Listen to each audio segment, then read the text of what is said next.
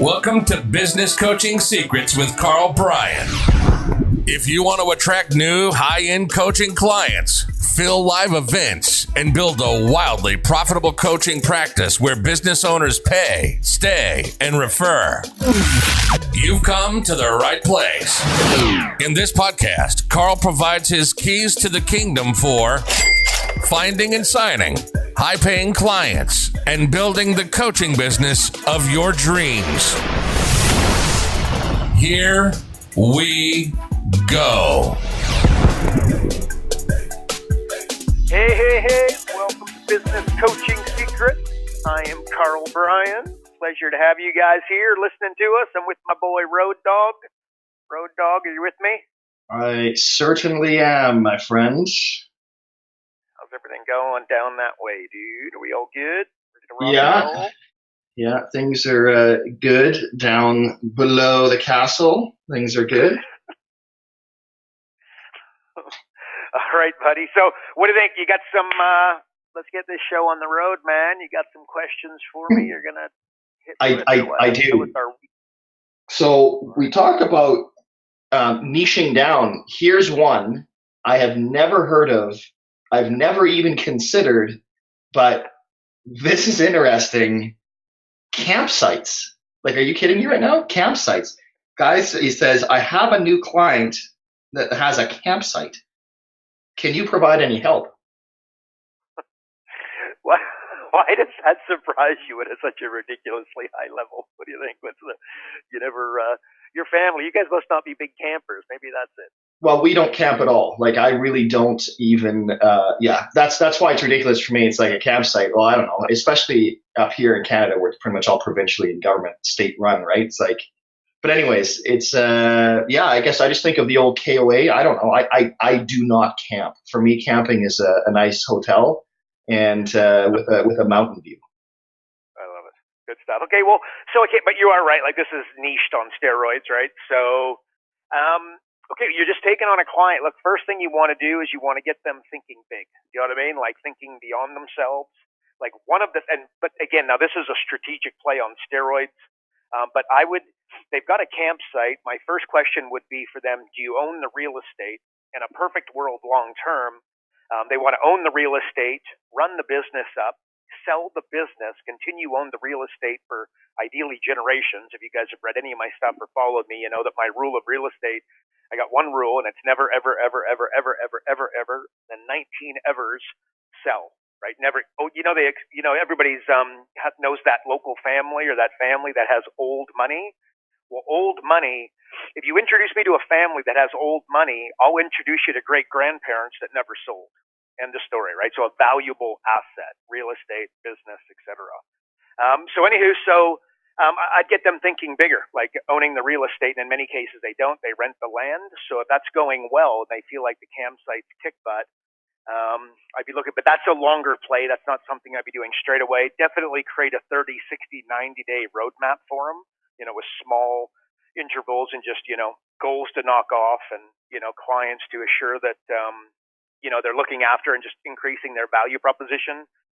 I'd be thinking, in fact, I wrote an email about this not long ago, extremism. So if I owned a campsite right smack dab in the middle of it, I would create the biggest, baddest, meanest, craziest something, right? So let's call it, a campsite, you want to attract the kids without question. You want to keep them busy. So I would create the biggest, coolest little play area in the center with like the craziest slide and the craziest swing set. It'd be colorful as heck. Parents wouldn't be able to help but take photos of it, put them on social media, mention where they are. And that's not going to get you immediate results, and it's not going to be magic, but over a few years, you're going to find that your campsite's going to get insanely busy. But again, just thinking from a point of extremism. In fact, in that email that I wrote, again, if I owned a bar, I'd have like a $25 beer.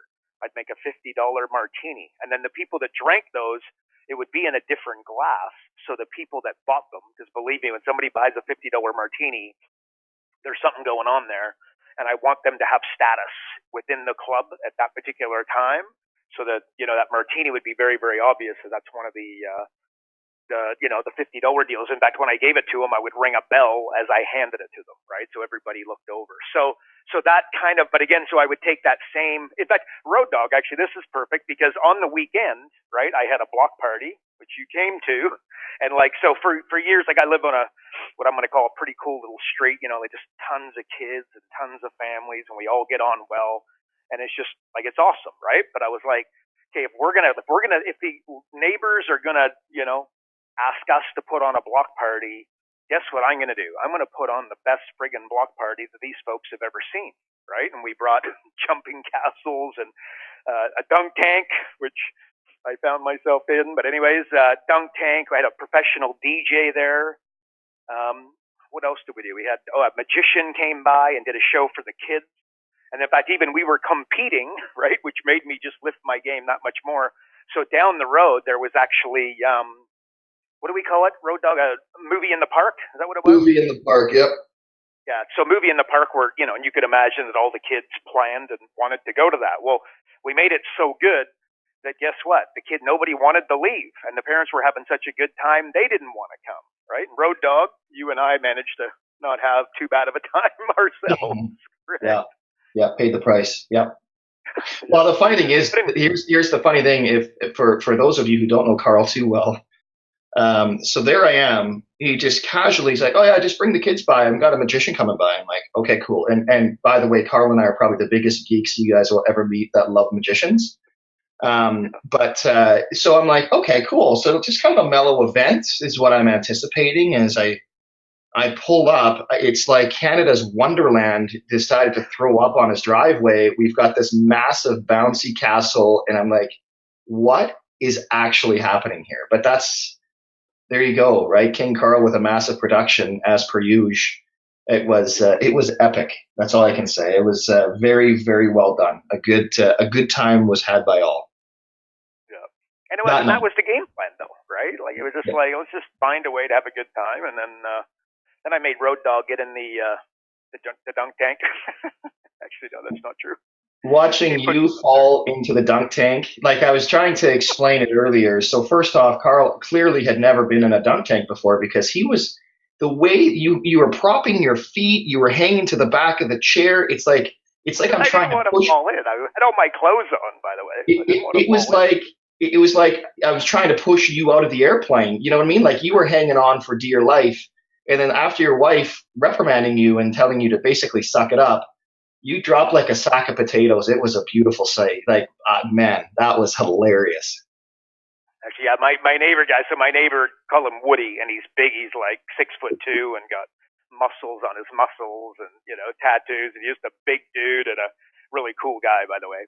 Anyway, so I said, Woody, get up here, man, and throw. Because I'm fully clothed, by the way, hoping to heck that I'm not going to fall in and just kind of sit up there like that would have been really dangerous, but then not fall in. But anyway, so I got Woody up there and he threw 3 or 4, couldn't get me. And then he puts up his son. He's like his 12-year-old son, who's a pretty good hockey player. First one, ping. The next thing you know, I went sailing in. But anyways, a little bit of a laugh. But what we're talking about, it's just extremism. If I own a business, right, I want it to be, if I had a pizza shop, I'd have $100 pizza. And then I would encourage people to eat it right there. And the energy and within the, and everybody saw this huge pizza on the table and, 3 kids chowing down. And then they got to the end of it. I would let them have another one free of charge. But the whole idea of, the social media action, the photos and the parents laughing and everybody hanging around and everybody looking over at the kids. And of course, they're going to come back and do it another time, right? And $50 for a piece of, for a bunch of dough is not a bad, this is not a bad deal. This is 10 times more expensive than the average pizza. Most of them are, think of the average business is thinking 3 to 1. And then I'd be thinking $100 pizza, or not me, the successful business. That's the way you want to go. You want to go gourmet pizza, not discount pizza, right? So with this campsite, I'd be wanting to get them thinking bigger, again, thinking on a higher level. Like buying the real estate is probably going to be a complete paradigm shift, one that they've even thought of before, right? And by the way, they're probably not going to be able to buy that specific plot of land because someone else is renting it out. So guess what? You've got to find one close and down the street, right? So, or maybe it's going to be in a completely different area because you did it in one, you'll be able to do it in another. More ideally, you keep it in the same area for pretty obvious reasons. But but that's the area campsite. It's going to be seasonal, right? So you got to make sure that they're marketing. So what's going to happen is they go through the season, August, September, say October hits, and it's over. If they're in North America, well, they got to keep marketing for the next 6 months until the next round comes. But I guarantee that they sit on their hands, they get a little bit lazy, and next thing you know, they get behind the 8 ball and they have to start, making up for lost ground because they took a few months off when they could have been marketing steadily throughout the year and filling up their booking. So basically, Road Dog Campsite, in a nutshell, this is what I'd be doing and thinking, but thinking bigger, and then extremism is the place that I'd be taking them on a strategic level. So, okay, so let's talk about this for a sec. So now you've got this client, because I get this question a lot, and I actually just got it this morning from a coach as well. So you just signed a new client. Like what are we doing? Like what's your 30, 60, 90-day game plan? Like what would you always recommend? Like do you have sort of a template? Like what are you doing to sort of, I guess, establish the initial game plan? Yeah, okay. So, all right, well, that's good. So, okay, you just said it. I create a 30, 60, 90-day game plan, which, by the way, should be, committed to paper and a little bit of a roadmap. But at the same time, I think of it as a roadmap, not a business plan. Because a roadmap, as you're moving along, if there's construction, an accident, what have you, what do? They put up a detour. The destination doesn't change, but the route does. Okay, so think of it as a roadmap, and again, 30, 60, 90-day plan. I would always want to create progress equals happiness. In fact, I'd encourage everybody listening, you should write down, either commit that to memory or write that down. Progress equals happiness.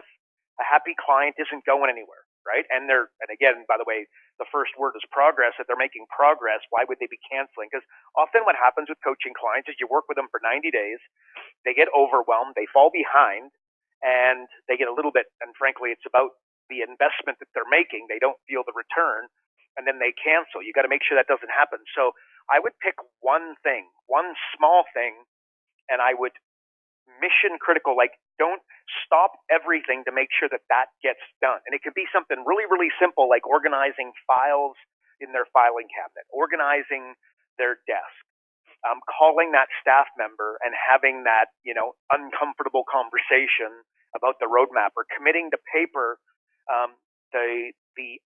outline of this specific employee that's creating some angst for them. Commit to paper exactly what they're going to do on a daily basis. Like just find one thing that's been annoying them to no end and get it done.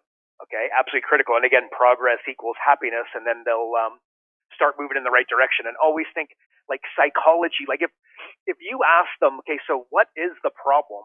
I guarantee what they tell you is the problem, but it's really the symptom of the problem. You've got to drill down and work out, why is it that they're not doing this? And it always comes back to fear. And if you really, again, understand psychology at a super high level, where we're all coaches, so we probably do, but you'll find that it comes back to fear of not being enough or fear of losing love. Do you understand that? Every problem that they have, you're basically going to be able to drill down about 7 levels and end up there. So the surface problem that they give you, do understand that you're going to need to go deeper, right? Like, why is this actually an issue? And then solve that, and you'll be significantly further along on your way. Because success in anything is 80% psychology, 20% mechanics, right? Anywho, so again, but back to 30, 60, 90 days. It's not all psychology. At some stage, the rubber needs to meet the road, and you need to get somewhere. And again, I think that's also important to address. I think as coaches, we can live in la-la land a little bit too much, right? And the psychology of it all.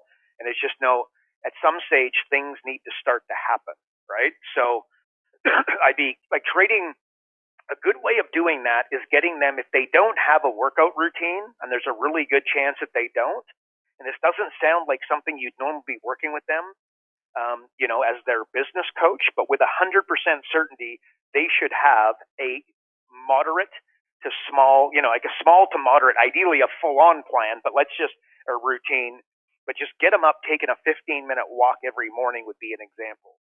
Laying down on the weight bench and pushing some weight in the morning, not in the afternoon, not in the evening, but in the morning, you'll be blown away at how much more they'll accomplish throughout the day. Because remember, business owners, I'll tell you, they don't have enough time in the day. And then you tell them they need to work out, and then a lot of the times they'll tell you that, well, I don't have time to work out. And the reality is that by working out, it's like their day will go from 8 to 10 and from 10 to 12 and 12 to 14 hours because they'll get so much more done, right? Because of the blood and oxygen running through their body. So anywho, so own their body, own their mind is kind of what I would say there. I would also get them doing time to think, right? So this is them with a pen and a paper. They put them in a quiet room, no phone, no internet, no anything. Time to think, TTT. And I would get them to basically sit down, and all they're going to do is they're going to write on that piece of paper for 30 minutes straight. And if 30 minutes is too much for them, get them to do 15 minutes. 15 minutes would be excellent. 30 minutes is the right amount of time. An hour is even better.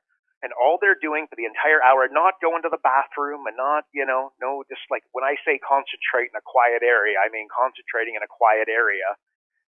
With no interruptions. You'll be blown away at what they will come up with. And all you do is they start at the top of the page with a question, right? So how am I, we have revenues last year were 500,000. How do I get revenues to 750,000 is the question at the top of the page.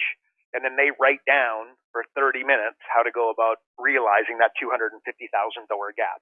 Or if they are the salesperson for their company and they need a sales team, how do I hire a salesperson successfully is the question at the top of the page, and they write down for 30 minutes. Get them to take a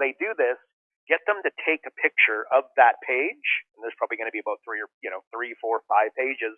Get them to take a picture of them, send them to you, and you are going to have coaching initiatives for the next 90 days with 100% certainty. A lot of which they're going to write down, by the way, is going to be total hogwash stuff that's irrelevant. But let me tell you, the power of this exercise. In fact, I can tell you some very successful business owners that I know to the tune of, billionaires will tell you that you take everything away and you just leave me with one thing and I'll rebuild it all. And that one thing that they will say, and they might word it slightly differently, but it's time to think. Just sit down and write down these initiatives. You'd be blown away. And I promise you, they've never done this, and they've never even taken 30 minutes to actually work on their business, if you know what I'm saying, right? Like, so that sounds, and I could argue, I could see for some coaches, again, hearing that, and it's like, oh gosh, is that actually going to work? Like, is that powerful? Is that, is he being verbose? Is he exaggerating this? And the answer is absolutely not. That right there, folks, is like as powerful of an exercise you can possibly do. But without you as their coach, they're not going to damn well do it, right? So this is where they need the accountability and whatnot. But anywho, so I would do that. I would also go through their expenses with a fine tooth and comb without meeting them. Again, I can tell you over the last 12 months, they haven't visited their expenses in a critical way with like a ridiculous predictability, like almost for sure. In fact, in some cases, it's been like 3 years since they've gone through them. Go through those expenses and find places to cut something out, find areas where they can go negotiate. So examples, okay, so let's say we have a hair salon.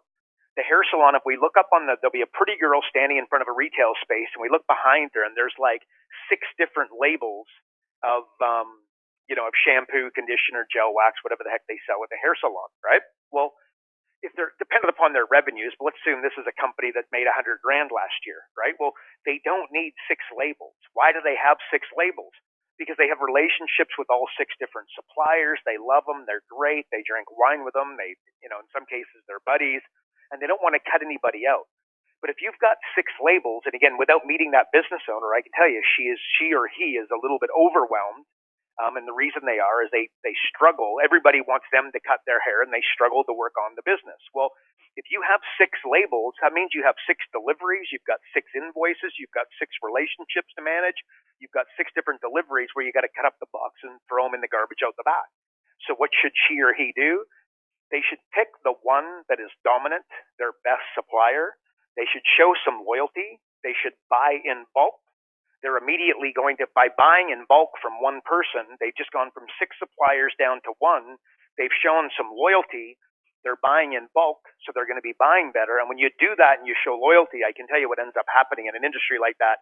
You get all kinds of little perks that you don't otherwise get, like free samples and that sort of stuff, which is basically product you can put up on your shelves and again, increase your margins, which is critical, right? So that is an example of, what you could do there. Like, raising their prices would also fall into the same category. They probably haven't done that for a long time. But if you want to increase their margins, because really what we're doing here, guys, is we're just creating profits out of fresh air, or going and negotiating on something like their rent, right? They've been renting this place out for the last 3 or 4 years. They're paying, say, $500 a month, which is $6,000 a year, or actually be more than that, but let's just use simple numbers, right? Well, if you went back to the landlord and tried to, save, actually, let's say it's $2,000 a month. And if you could come back to 1,500, like, tell the landlord, look, I've got a place down the road. It's bigger. Quite frankly, it's better suited to me. So I'm thinking about moving, but what do you think? Like, I've basically been on month to month for over a year now. Would you be willing to revisit the rent that I'm paying you if I was willing to sign another 3-year lease and forego this other location that's after me? By the way, they could say no. They could say yes. But if they say yes, if you could save $500 a month, that would be $6,000 a year. If you could save $250 a month, that's $3,000 a year, and that $3,000 goes where? Straight into their pocket. So when we're going through these expenses, we're looking for stuff that we can rule out, but we're also going back to existing suppliers and whatnot and negotiating, which will not always be successful, but sometimes it will. And at the end of the day, if it is, it's money straight in their bank account. And they'll be learning some new skills they don't have right now. Progress equals happiness, from my experience. This is a intelligent thing to do. And remember, here's another example that I give constantly, and I can't begin to tell you how powerful I believe this is. If you got a business, like I just said, they made $100,000 profit. Let's say they had 20% margins. Well, if you increase their margins from 20 to 30%, on the surface, that appears to be a 10% increase, right? Well, 20 to 30 is not, and by the way, at $100,000, 10% would be $10,000. Not bad. If you charge $1,000 a month, that's $12,000 a year. You've almost covered, your coaching fees by just going through these expenses, increasing their profit margins. But see, that's not what happened. When you go from 20 to 30%, like you increase from 20 to 30, that's a 50% increase, not 10. Right? You guys follow me? Because 20 to 22 would be 10. 20 to 24 would be 20, 20 to 26 would be 30, etc. So 20 to 30 is a 50% increase. Remember, I said a minute ago they were making $100,000 a year profit. Well, now they're making $150,000, and all you've done is gone through their expenses and increasing their margin. Right? So you charge $1,000 a month, that's $12,000 a year. To say that you're not going anywhere at this stage, but you've also got to be able to not only do that, but allow them to recognize what you have done and, pro rata where they're now at with their business, right? That in itself is a little bit of an art, but most definitely, that's something that I'd be doing. Another thing that I would do is I would revisit their number one form of lead generation they did to get their business going. They're no longer doing it, right? So listen to that. The number one, because how many businesses do you meet that don't want to increase their lead generation, right? Like, it goes without saying that that's pretty predictable, not in all cases, but in most. Well, with an 86% predictability, the number one form of lead generation they're no longer doing. All you've got to do is get them to exercise that again. Because if it was a number one originally, why wouldn't it work now? And in some cases, maybe it won't, but I'd be amazed. Have a look at that. If it's, the majority, and the fact that you can just get that bit of lead generation reinvigorated, wham, bam, thank you, man. You just put money straight into their bank account, and talking about progress, they're going to feel really good about what you're doing. So that's what I would do. Look, I'd also identify the 20% of the clients that spend 80% of the money with them. Again, this is something that I almost guarantee that they're not doing, but I would absolutely drill down. Like, what is their, what are those folks that are spending the most money with them? And then I'd go one step further and identify, like, why are they buying from you, right? Like, what are the characteristics of their ideal client? Remember, there's target market and then there's an ideal client. An ideal client is like a higher level. Like, think of it in the coaching space, your target market is local small business owners, but your ideal client is one that can actually afford you, right? So you see there's a subtle difference there, but an absolute monstrous one. So identify with the 20% that are spending the 80% of the money, really drill down and get a good sense of, what that looks like. Another thing, like, and Road Dog, I'm kind of going on here, but just the first 90 days are so critical. Like when you're working with them over the first 90 days, I want to really encourage you to not, like the paperwork says 1 hour a week, right? And then some spot coaching in the middle and what have you. But I would commit to doing whatever it takes. Because what happens also is that, like, let's say in the campsite earlier example, like if you know how to take a campsite from 0 to 60, well, you're now going to be able to go to another campsite 10 times easier now and take them from 0 to 60 because you've already done it. And then the third time and the fifth time and the 10th time and the 20th time.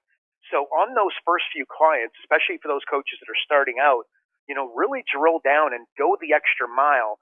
And don't worry about how much they are not paying you, how much you are and are not making per hour when you really break down your monthly fees. Just commit 100% to getting that result, because believe me, in the end, it'll work out favorably for you as the business coach big time. Like I remember, I was coaching a realtor. I mean, I literally sat in the car. And why? Look, this wasn't the smartest decision, from a time management perspective ever, but it ended up paying off in spades. And what I learned through that process would just literally blow your mind, right? So then, and I would do that in different cases,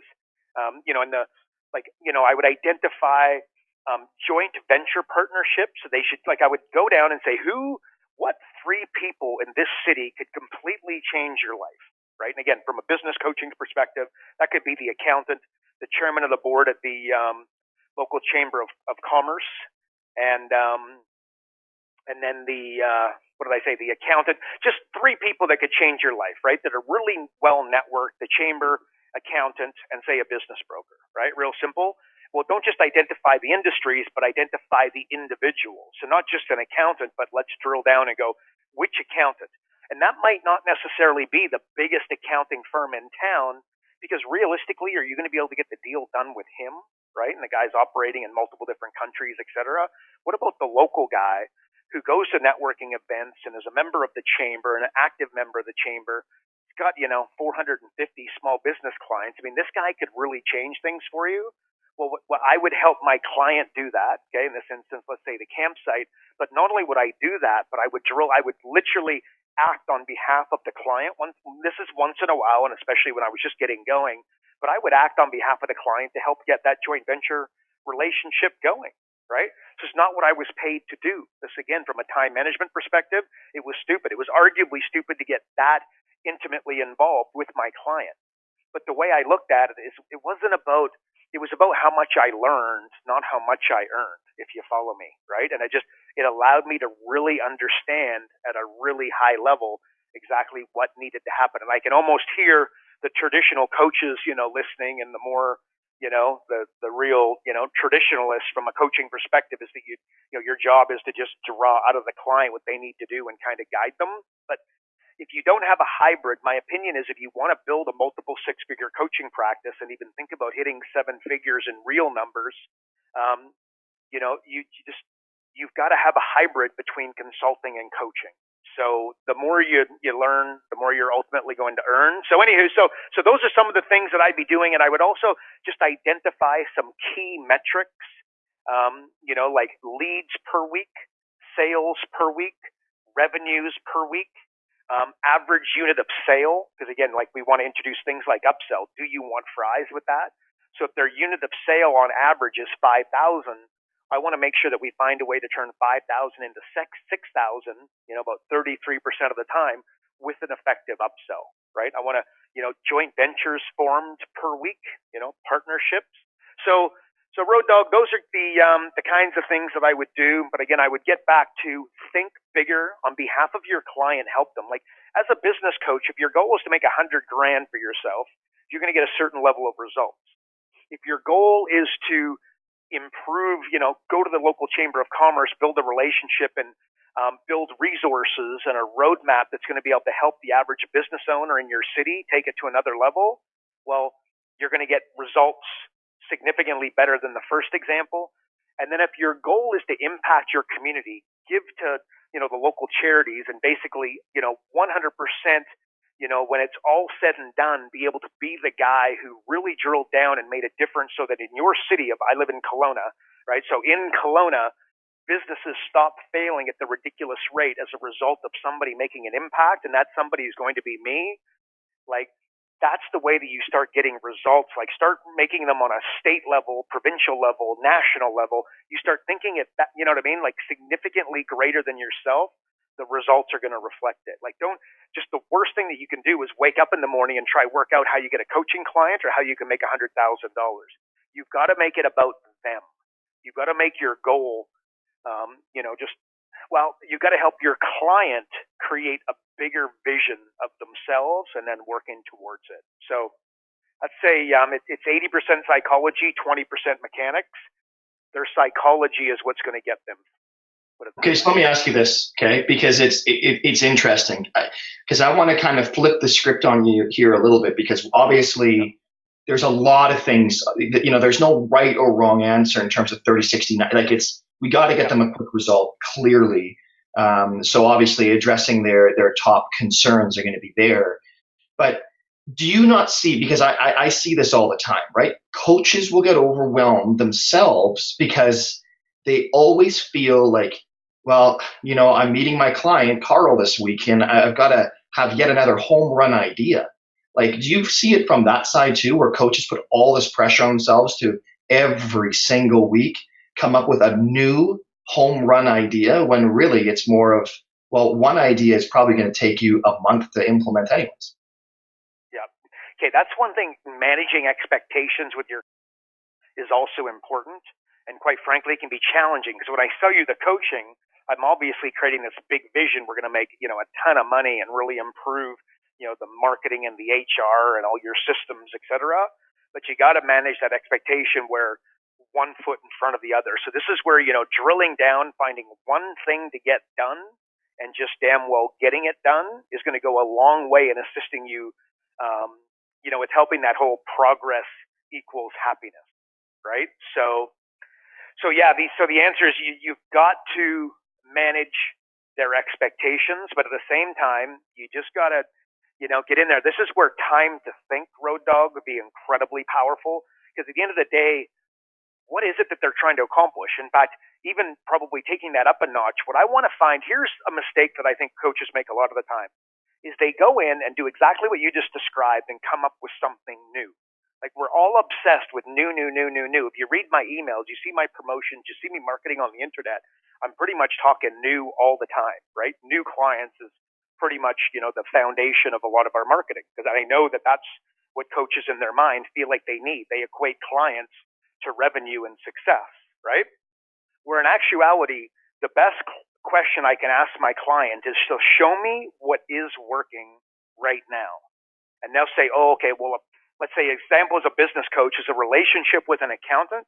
This guy sent me 10 referrals over the last 12 months, and this is a really great source of new clients, and we have a really good relationship. Well, immediately what I would do is, let's go make that relationship better, right? Or another example would be, well, their coaching fees are, say, $12,000, and they're not like a real polished salesperson. I want to help them get their coaching fees up to $18,000. Right, which is $1,500 a month. So, do you know what I mean? Like, what is working, and then improve it, as opposed to always going to something new. So I'd agree with you, Road Dog. I think that is something that coaches put a lot of the pressure on themselves, and I think this is a mistake that they're also making, because they're making their job 10 times harder. Right? Just take what's working and improve it, rather than coming up with something new constantly. This is not it's not sexy, right? That's the thing. It's just it's not sexy.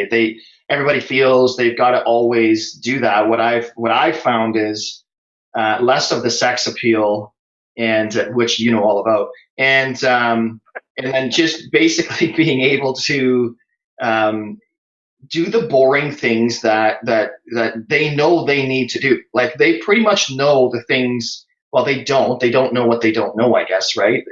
But still, like, some of the concepts and some of the things that we do and talk about, yeah, they're not the shiny, sexy new Facebook ad campaign, right? Like, it's just, it's not that. And it's that right there, going to get me started, because my opinion of that. Just That's what clients are looking for, is they want to learn how to advertise on Facebook. And you and I are looking at them going, hang on a second, well, how about you just look at your credit card statements? Because at the end of the day, they don't want to remember, what they ask for is very seldom what they really want, right? So what they really want is a profitable business that operates without them having to do 16 hours a day, right? So revisiting their expenses is about 100 times better idea than learning how to do a Facebook campaign at this particular phase. Like, a Facebook campaign might be great for them down the road, for sure.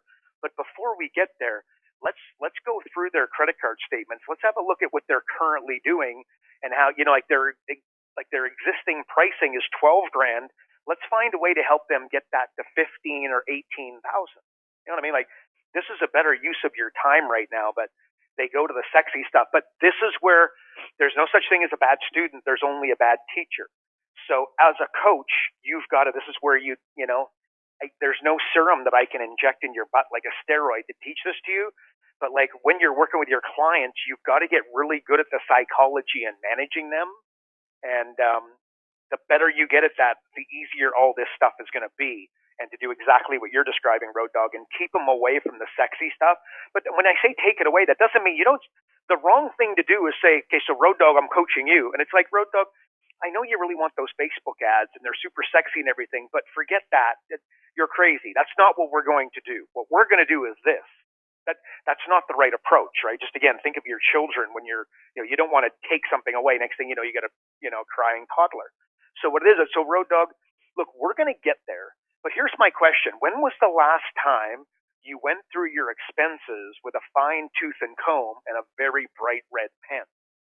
He's going to go, not the last 12 months, not the last 3 years. Okay, perfect. Let's start there. I want to start with the easy stuff. Remember, Road Dogg, progress equals happiness. I want to make sure that we create some progress and get this snowball rolling down the hill, so by the time it gets to the bottom, it's nice and big, right? Your existing profit margins, when we get the Facebook ad campaign, revving at 100 RPMs a minute, I want to make sure that we're maximizing profits with that, rather than do it right now. So let's do this. You see the way, again, so we're still painting a picture like it's happening in the future. And I'm not saying that we're not going to do it, but what I am changing your mindset and adjusting your paradigm to say, well, hang on, yeah, this is a better use of my time right now. This is a non-sexy place to go, but this is going to get me, yield me the highest return in the shortest amount of time. So, well, it's also funny too, because when we're talking, because again, you know that I do Facebook ads and stuff. I always do find it hilarious how, speaking of expectations, holy smokes, like there is an unrealistic expectation that people have of, they want leads like yesterday. And that's just not reality. So when we're talking mindset, because there was another question in here that was kind of alluding to that, clients feeling, they leave after 3-4 months because they're feeling overwhelmed or they're falling behind.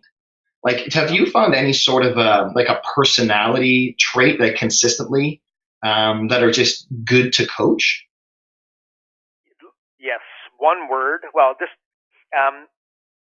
Serena Williams, Roger Federer, Wayne Gretzky, Michael Jordan, LeBron James, Andre Agassi, you name it. Hunger is what we're looking for.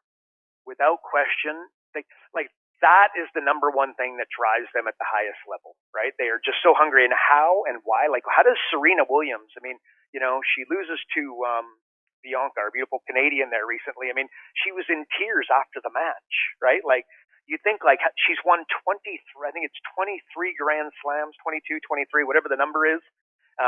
She's got more money she could ever count. She married the dude from Reddit, so you can only imagine that they just on the surface, it feels like they get absolutely no challenges whatsoever.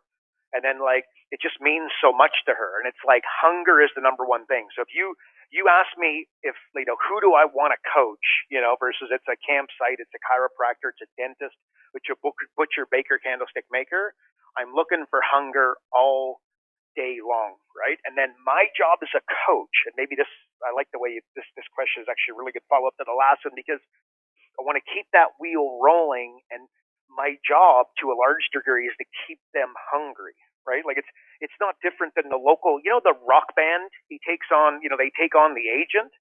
Do you know who supplies the band all of the cocaine and the friggin' ecstasy and the heroin and God knows whatever else? It's their managers. Why?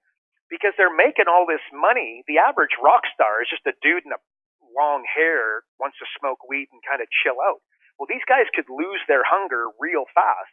He needs to create an environment so they spend an enormous amount of money so they continue to get on that bus and go from date to date to date to date, right? So, metaphor for, I want you to think of that like with your client. Like, you got to make sure that they're staying hungry, right? And like, as an example, I want them to hire, what do they say when I say you've got to hire a staff member? And again, I'll just go back to the coaching industry because it's so easy for us all to relate to. So look, Road Dog, you've got to hire a coach.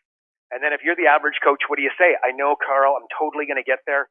I will hire the coach when I'm ready. And then what do I say? Road Dog, you're never going to be ready. That's not the way it works. Reasons come first, answers come second. Okay, so in other words, hire the staff member and magically the clients will appear, the new leads will appear, the action will appear, right? So that's an example. So I'm going to get you, and then by the way, because you do, and all of a sudden your hunger goes to a whole nother level.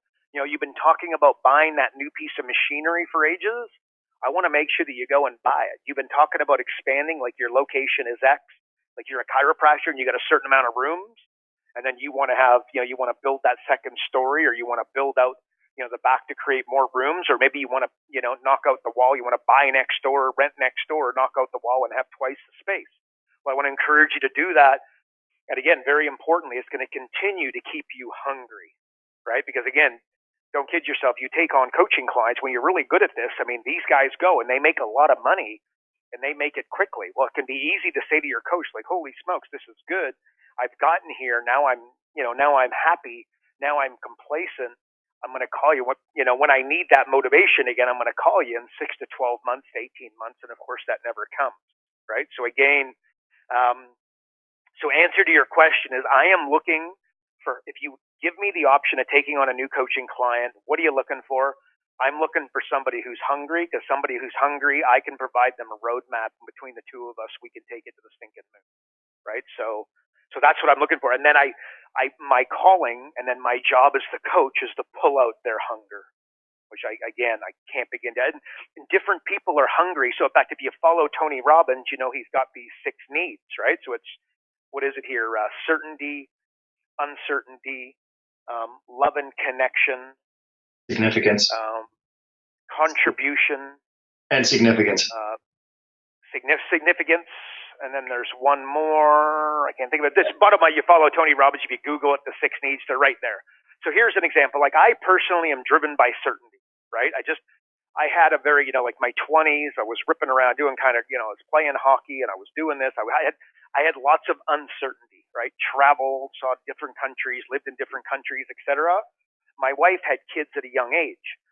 My wife is driven by uncertainty, and then I am driven by certainty, right? I just want to be in, I don't, holidays and all that sort of stuff, I could just do without it. I like to be in my little office at 5 o'clock in the morning, working, knowing where I'm going, what I'm doing, etc. But all of that is a little bit irrelevant, but where it's totally relevant is if you were coaching me, you want to know what drives me, because that is going to assist you at a very, very high level. Another one, like significance, would be one.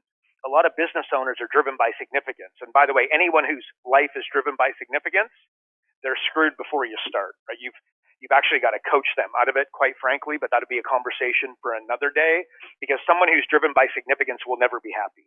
Like the red Ferrari will never satisfy them. The mansion on the hill will not so satisfy them. The whatever will not, the hockey players, again, you don't become a professional hockey player by being secure. You become a professional hockey player by being insecure, right? So weirdly, like when I used to play hockey, you can imagine after the games there's highest point scorer, that sort of stuff. Like if I wasn't the highest point scorer, I mean, not on my team, but the entire league, honest, I would get panic attacks. I would want to throw up. I would be angry. I'd think about slashing. I don't even know if I should admit this, but getting my stick on the wrists of the guy who's now number one, because I wanted to be number one. Like it's just insecurity on friggin' steroids, right? It just is what it is. So I tell you that in that with your coaching clients, you want to make sure that you understand what drives them at a high level, because what's going to drive one, maybe its significance, is not going to drive the other, which might be certainty, uncertainty. And uncertainty is like surprises, having a good time, going on trips and that sort of stuff, right? Uncertainty. So and love and connection, actually, yeah. So love and connection is the biggest, and of course, these are the folks that are the most fulfilled, people that are driven by love and connection. But somebody who's driven by love and connection, you are going to need to coach in a very different way than the person that is driven by significance. And understanding these things is of the highest importance. And by the way, when you go to Tony Robbins, I mean, this is the first thing. If you want to know this, get what I'm describing at a high level, just go watch Tony Robbins' TED Talk. It's about 20 minutes long. Al Gore's in the audience, and he does a great job. It's really good. It'd be an excellent use of 20 minutes if you want to understand this at a high level. And he's describing right there, much better, by the way, what I'm talking about in terms of how you go about coaching your clients in the different ways that they're driven. So understanding that is going to make it a lot easier for you to continue to keep them hungry and, keep them in a place where they want to work for you, right? They want to accomplish the stuff that you're describing. I mean, they don't want to go through their credit card statements. Like, believe me, I don't know business owner, never met a business owner that can't wait. Well, geez, this is going to be exciting. This is going to be so much fun. It's not the way it goes, right? But your job is, what is that going to mean to you? Right? So if it's significance, well, look, Road Dog, once we refine down these expenses and whatnot, your profitability is going to go here, and that red Ferrari is going to become significantly closer. And now the Facebook ads that we're going to do in the future are going to lead us even quicker towards it. So look, let's get started. Where are your credit card statements? Right? So that's the answer that I'd give you to that one, bud. But it's hunger, and it's capitalized, bold, italicized, underlined, etc. Just that is what separates Serena Williams from the other tennis players. That is what separates That's why Roger Federer at 5 o'clock in the morning, I've got no idea what he was doing, but I bet he was hitting tennis balls, right? And then his family doesn't wake up until 8, right? So he has 3 hours of hitting tennis balls, and he can come up and still be a good family man and a good father, because no doubt a guy like Roger Federer, right? Like, you can accomplish that kind of stuff by not wanting to be elite in all different areas of your life. So hunger, man, hunger. Love it. All right, man, we should wrap. You know what? If it's one thing I learned today, apparently in your hockey days, you are the Tonya Harding of business coaches. Hi, Tonya. Hi, Carl. There we go, man. There it is.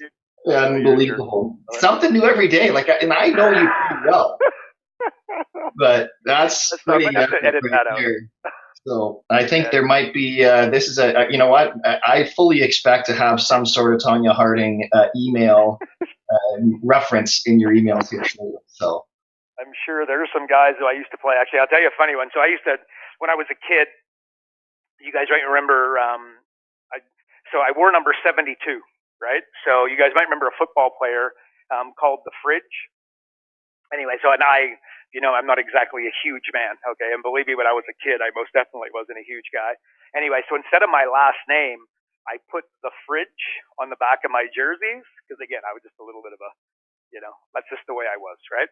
But anywho, so then later on, and in fact, before a big playoff game, I had my best friend, his dad was our coach, and he came up to me, and he turns me around, and he takes my nameplate and just rips it right off, and he goes, what did he say? Something like, today's not the day for the Fridge. You're going to, in other words, this wasn't about me today. This was about the team, well and truly. And he needed me to go score a few goals for the boys. So we took these guys down. But anywho, so later on, so I just remember that he ripped my name tag off, and I was like, oh, okay, a bit disappointing, but whatever. Let's go get him.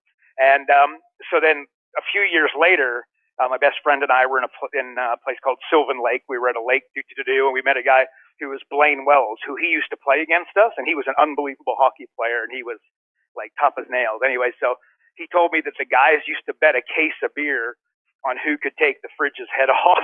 He's like, whoever knocks him out, in other words, that he's laying on the ground, got a case of beer. And I heard that, and I was like, maybe not the smartest decision of all time to put the Fridge on my back when the guys are betting a case of beer on who can absolutely flatten me. So there you go. But anyway, so there's a hockey story from back in the day. So in other words, it wasn't me, man. It was the other guys. There we go. Anyways, guys, appreciate it. Road Dog, appreciate you being here, dude, and fielding all the questions, as always. Well done. And for those of you listening, appreciate you guys. And, of course, if you guys can leave a comment, that would be much, much appreciated. You give us a rating. That would be awesome as well. And if there's anybody you know of, another coach or a prospective coach that you think needs to get this information, if you could share it with them, of course, that would be that would be appreciated. And until next time, you guys be well, we will be well, and we'll be seeing you then. All right? Thanks so much, Road Dog. Thanks, folks. Make it a great week, everybody. Karl Bryan built Profit Acceleration Software 2.0 to train business coaches how to find any small business owner more than $100,000 in 45 minutes without them spending an extra dollar on marketing or advertising. This becomes a business coach's superpower. So as a business coach, you'll never again have to worry about working with business owners that can't afford your high-end coaching fees. Check us out at Focused.com.